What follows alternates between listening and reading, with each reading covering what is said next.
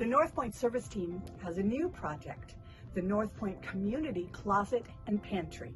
It will be a place to bring gently used children's clothing, jackets, shoes, in addition to baby seats or porta cribs, whatever you want to offer to another family that could use what you are finished with. We'll keep things organized and available for sharing with each other at no cost. This is intended to serve North Point as well as our neighbors in the community. Right now, the closet is open on Thursday mornings for dropping things off or for shopping, but you can also email office@NPCC.cc to arrange a time to meet one of us there. The North Point Community Closet and Pantry. Let us know if you want to help.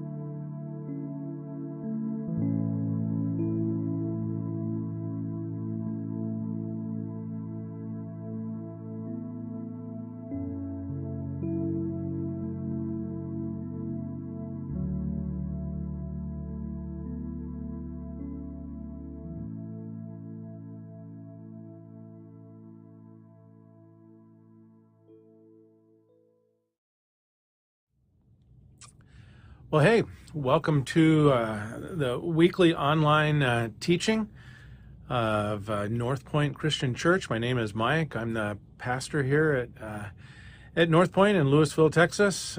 We're so glad you've joined us, and I'll tell you in advance, it doesn't last very long, 15 or 20 minutes here, but I think that if you do and you stick through the study that we have, it could be meaningful for your life. really hope you stay with us here. I started a series on Lost and Found a few weeks ago, and we're going to continue on today with it. For anybody that knows me, even just a little bit, I know I'm kind of a broken record when it comes to this, but I'm a baseball fan. I see so much of my own life and life lessons through the lens of the sport that I love, and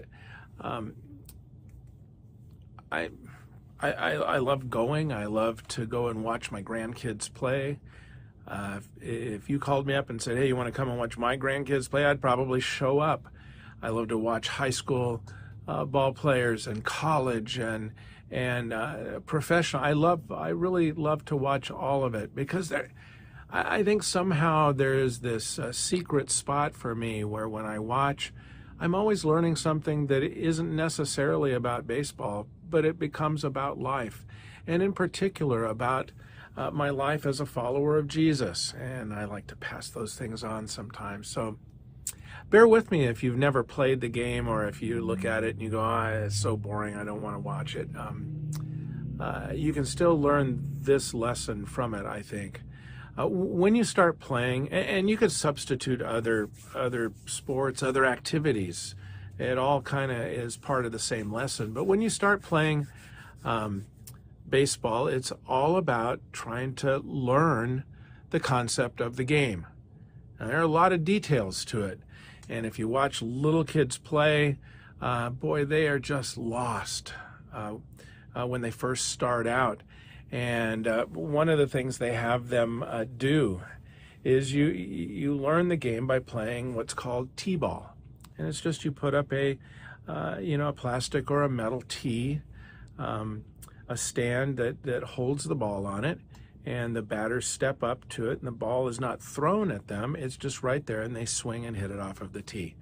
It's kind of a simple thing, because in the very beginning, learning baseball is all about learning how to hit a ball and learning how to catch a ball and how and when to run to the bases and why there's bases and how you score runs and all that kind of stuff. And it's certainly teaching kids that when there's a ball hit and it goes out there, all 9 of you don't run and get the ball at the same time.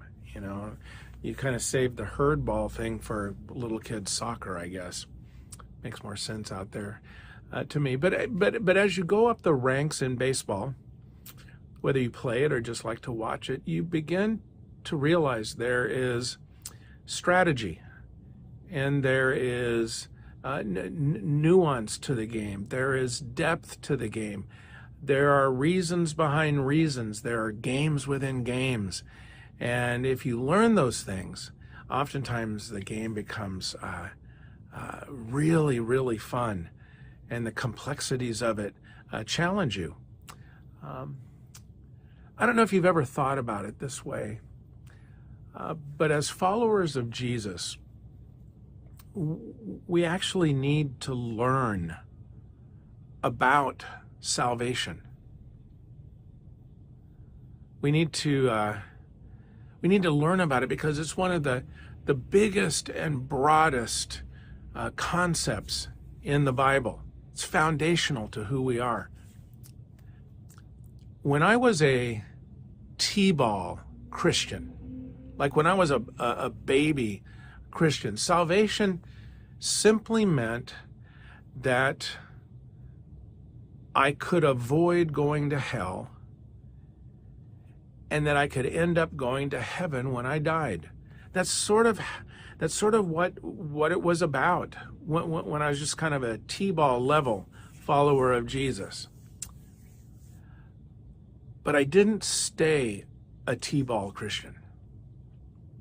As I grew older, this central teaching of the church and foundation of our belief system, it took on new meaning.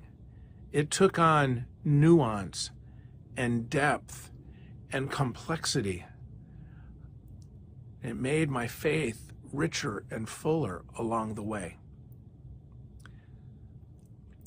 The Apostle Paul wrote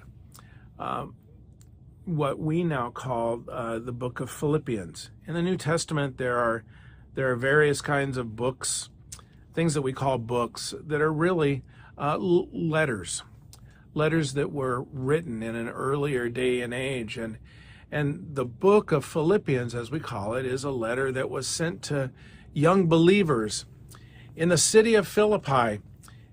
And these young believers were facing an uncertain future because of their faith. It was back in the very first century after Jesus was murdered and then rose from the dead. In the book of Philippians, there is this wonderfully simple, confusing, bold statement that Paul writes. It's in chapter 2, in verse 12.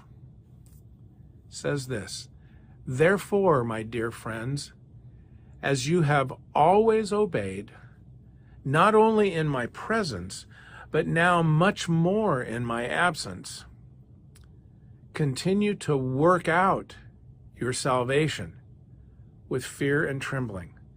Continue to work out your salvation in fear and trembling. Look, salvation is a $10,000 church word. No doubt about it. It plumbs the depths of our religious vocabulary. You ought to see all of the sermons and commentaries and podcasts that are floating around out there in our world. Anybody that teaches anything at all about the Bible or the things of God is going to be teaching about salvation. It is that central. So we get to this spot and we read this peculiar statement that Paul says, where he goes, "Work out your salvation." Oh, what do I have a hand in my own salvation? Isn't that something that God does for us?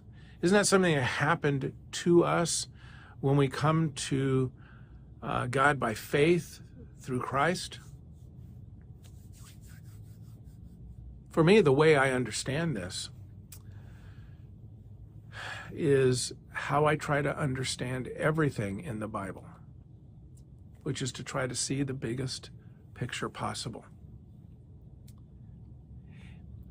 Understanding this very peculiar line in Scripture, I think it begins, as it so often does, in especially letters that were written by the Apostle Paul, begins with this little word, therefore. Therefore. And whenever you see the word therefore, what it means, practically speaking, is in light of what I have just previously written, in light of what has been said right before this moment, this is true, or this is what you need to do. In light of what was just said. So, what you do when you find a confusing passage of Scripture, at least what I was taught, is go back and look at what was previously written, in the real near past, what was written in the paragraphs before, in the sentences before, leading up to this statement. Well, in this passage, we don't have to go back very far to begin to understand the context that Paul is placing this statement of work out your salvation with fear and trembling. If you go back to verse 27 of the first chapter, just a handful of verses back, we read this: "Whatever happens, conduct yourselves in a manner worthy of the gospel of Christ." Whatever you're going to go through, conduct yourselves in a manner worthy of the gospel of Christ. And then you hop up a few verses later into the beginning of chapter 2, and Paul writes these words: "Make my joy complete by being like-minded, having the same love, being one in spirit and of one mind." And then the next verses 3 and 4, again, writing to this group of people: "Do nothing out of selfish ambition or vain conceit. Rather, in humility, value others above yourselves, not looking to your own interests, but each of you to the interests of the others." And then he finishes this thought with this line: "In your relationships with one another, have the same mindset as Christ." So I want you to go back with me to where we first started this, and I want you to look again at the verse that we are looking at. Verse 12 in chapter 2. "Therefore, in light of what I have just written, my dear friends, as you have always obeyed, not only in my presence, but now much more in my absence, continue to work out your salvation with fear and trembling." That's the context. That's the whole picture.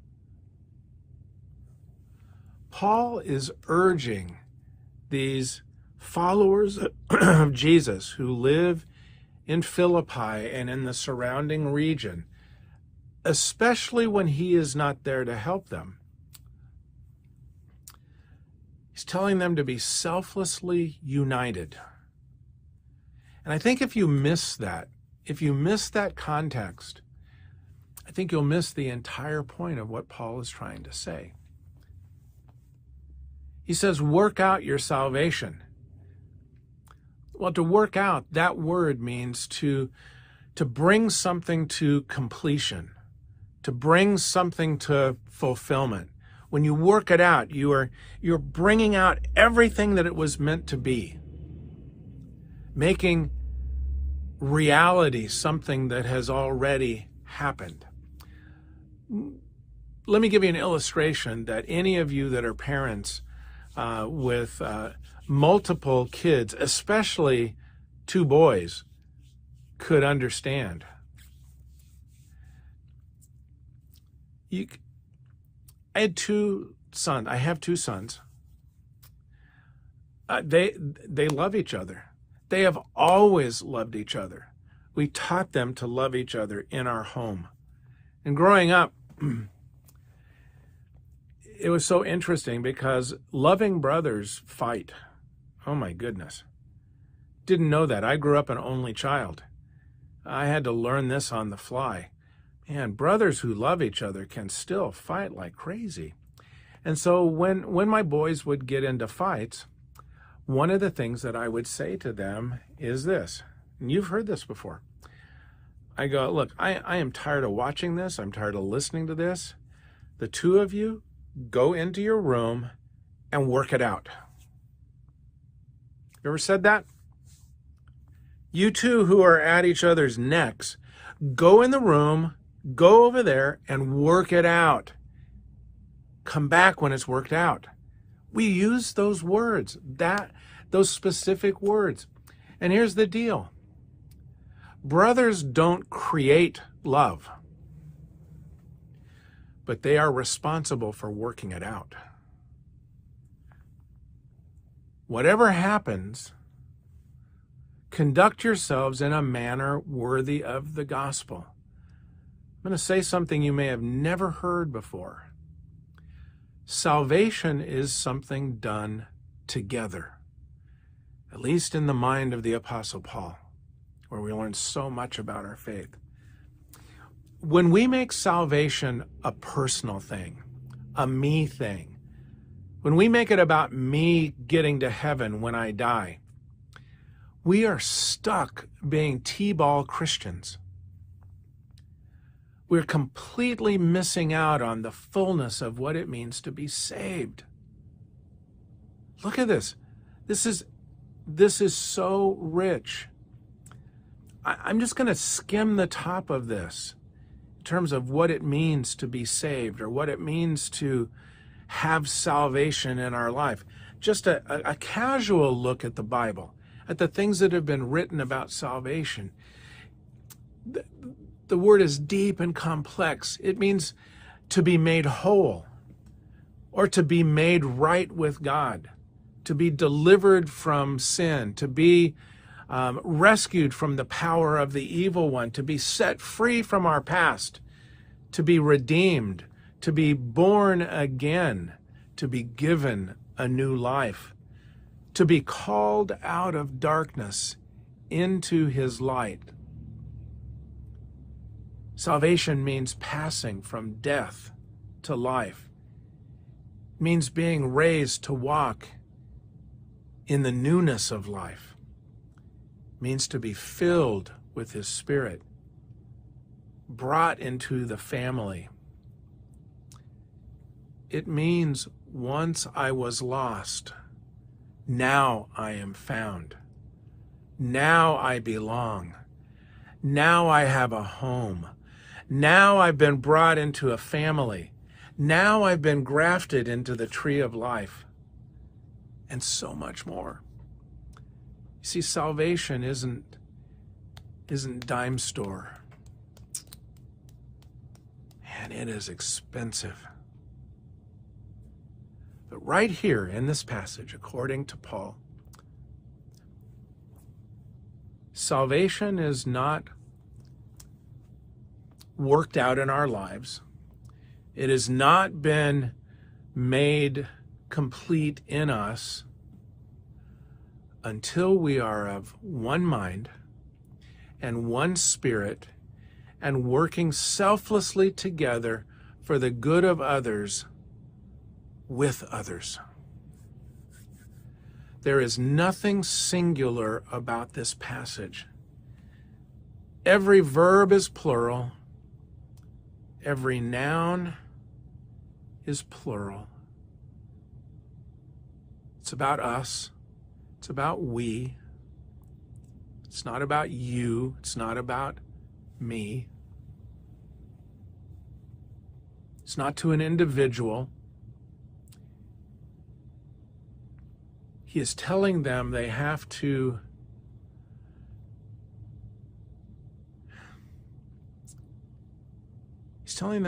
learn how to do this together, because he's not always going to be there to help them do it. That was the context. It is not you work out your salvation so that you can stand up and say, I've worked this out on my own. We work out salvation collectively. And it's not just working it out. It's working it out with fear and trembling. I got to tell you, this is not about being afraid of retribution from an angry God if we don't straighten up and fly right. That's not what this is talking about. It's about us working out our salvation together, in unity, selflessly serving and submitting to the best interests of the other person. And doing it out of reverence for God, in awe and respect for the one who is greater than all. It's about doing it because we love the one who has found us and saved us. The fear and trembling part of this, I don't know. To me, it's about taking our salvation seriously. What if we were just as serious about our salvation as we were about our finance, or about our kids, or about our pursuit of education, or about our health? Those things we can get sober and discerning and serious, and we own the struggle and the shortcoming, and when we apply that to our faith, we learn quickly that we better accept that we cannot do this on our own. If we do, we miss out on the richness of what it means to be part of the family of God. The New Testament teaches that salvation looks like people who are no longer lost, but found. People who love each other with a selfless love. Look, here's the bottom line.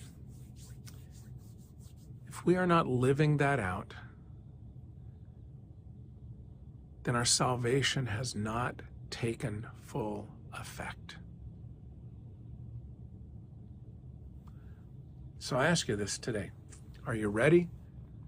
Are you ready to take your salvation seriously? Are you ready to start working out your salvation? Are you ready to share in the bread and the juice of community? That's what the Lord's Supper is all about. Join in. It'll be worth it. Till next time. See ya.